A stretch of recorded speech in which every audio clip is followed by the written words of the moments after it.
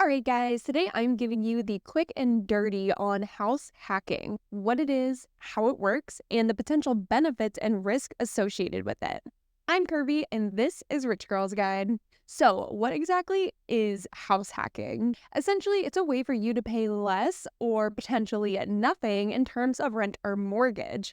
And no, we are not talking about squatting. If you purchase a multifamily home that has multiple units, you live in one unit and rent out the remaining units, you very well may be able to live there, quote unquote, rent free. Not only that, but the property also has the potential to increase in value over time, while you are simultaneously building equity by paying your mortgage month over month.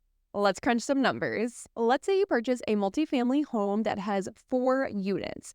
Each has 1 bed, 1 bath, and about 1,000 square feet each. The total home price is $500,000. While you don't have 20% to put down because that would literally be $100,000, you do have $50,000 to put down. And you are able to find a mortgage company that is willing to lend you $450,000 at an interest rate of 7.5%. Let's bring up our handy dandy mortgage calculator. I just use a free app on my phone called Loan Calc. There are literally hundreds of free apps and websites that you can plug and chug these mortgage numbers into. Okay, so let's start with the loan amount, which is $450,000, and we're going to opt for a 30-year mortgage. Now, the longer the mortgage term, aka the more years you are paying back the lender, typically the more you will pay in interest over time. In the case of an investment property, if you are trying to bootstrap this thing with the least amount of capital or upfront cash as possible, you will want to opt for the lower monthly payments that a longer term will offer. Just as a quick aside, if you have the cash to put a large down payment down on a home and you can handle larger monthly mortgage payments, you can negotiate a lower interest rate with your lender and pay less interest over time. Just food for thought. Okay, so we are going to put 30 years in here. Our rate is our interest rate of 7.5%, and voila, we see that our monthly mortgage will be $3,146.47. Now, before we start running any numbers about how much we need to be charging people, we need to account for escrow.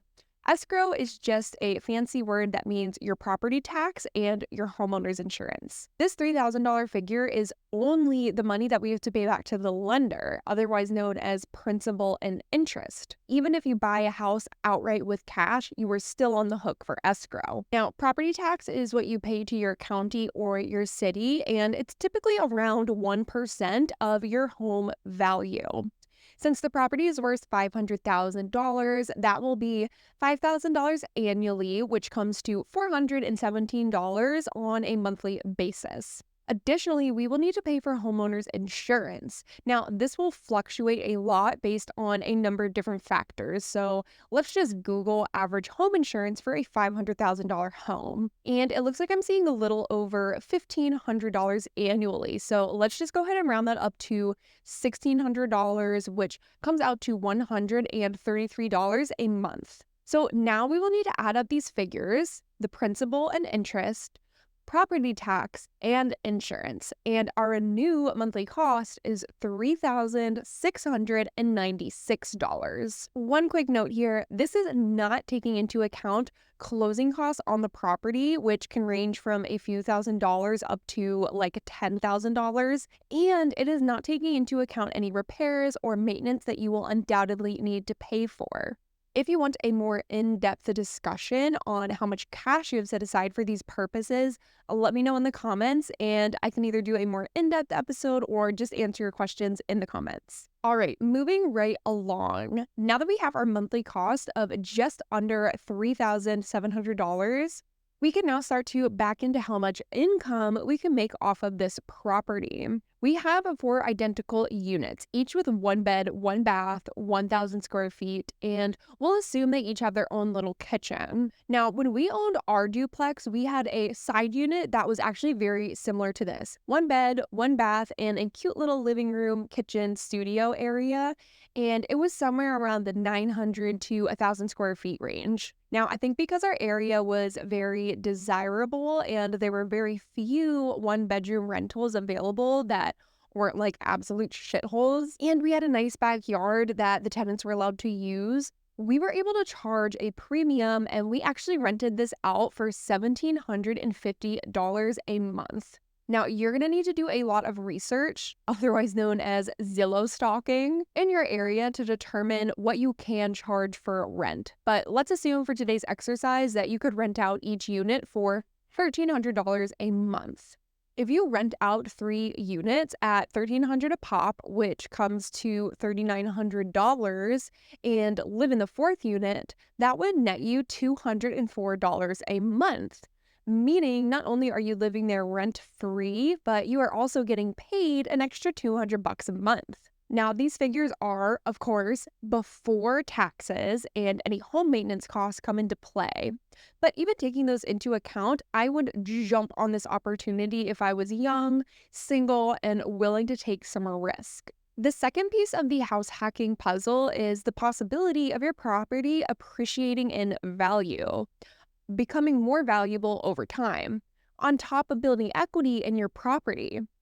For example, let's say you stay in this property for 5 years and have rented out the 3 additional units consistently over that period. This means you have been paying principal and interest to the lender for 5 years. Let's do some quick math on our handy-dandy Excel calc. So the sum of principal payments after 5 years will total $24,222. Even if your property is still only worth $500,000, if you go to sell it, you will be walking away with over $74,000. The $24,000 worth of principal plus your $50,000 down payment. If you want some extra context on my mortgage amortization table, I go in depth in my home buying episode right here, episode 12.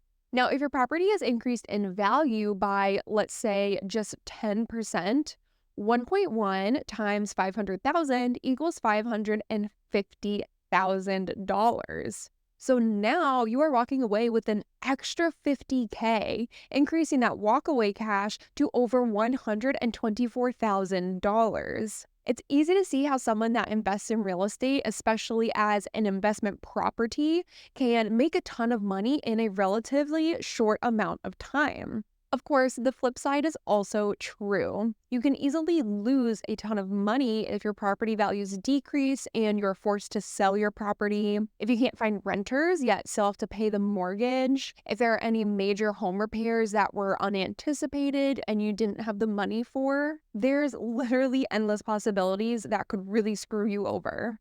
House hacking is a bit like gambling. Yes, there is skill involved, but you will also need a lot of luck and perseverance in order to win. I want to know, have you ever considered house hacking? If so, did you actually go through with it, or did you decide it was too much of a risk? I want to know what you think about all of this. Feel free to drop a comment below and let us know your experience. Thank you so much for listening to today's episode. If you want more episodes like this where we discuss all things money, personal finance, and budgeting, please be sure to hit subscribe. I have brand new videos out every Monday and Thursday. Later, rich girls.